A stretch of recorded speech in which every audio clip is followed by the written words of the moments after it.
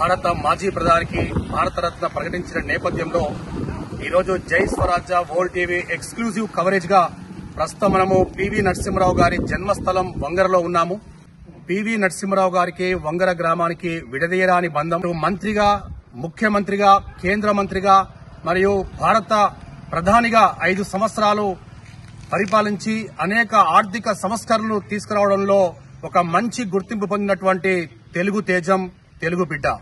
ఈ రోజు మన దేశంలో బాగా టెక్నాలజీ పెరగడానికి గతంలో పివి నరసింహారావు తీసుకొచ్చిన సంస్కరణలే మూల కారణము.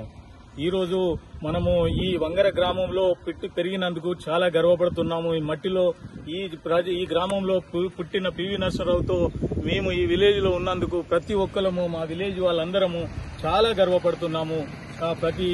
ఈ రోజు ఈ ఆనంద విషయంలో, ఈ ఆనంద సమయంలో మాకు మాటలు రావట్లేదు. మా భారత ప్రధాని ఈ రోజు అత్యున్నత పురస్కారమైన భారత రత్న అవార్డు తీసుకోవడము మాకు చాలా గర్వంగా ఉంది. మాకే కాదు, తెలంగాణ, ఆంధ్రప్రదేశ్ అన్ని రాష్ట్రాల ప్రజలు చాలా గర్వకారణంతో ఫీల్ అవుతున్నారు.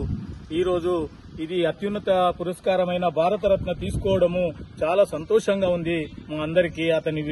మా పివి నరసింహారావు విలేజ్ లో మేము జన్మించడము, మేము పెరగడము మా అదృష్టంగా భావించుకుంటున్నాము.